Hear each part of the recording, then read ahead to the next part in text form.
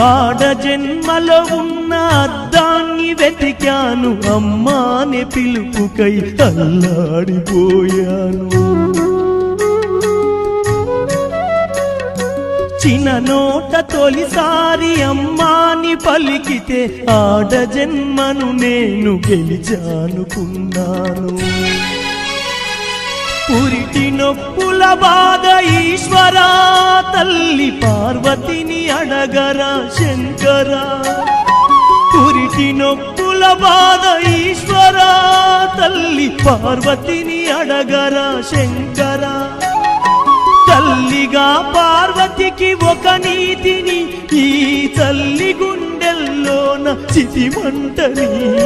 రాతి బొమ్మల్లోన కొలువైన శివుడా, రక్తబంధము విలువ నీకు తెలియదురా.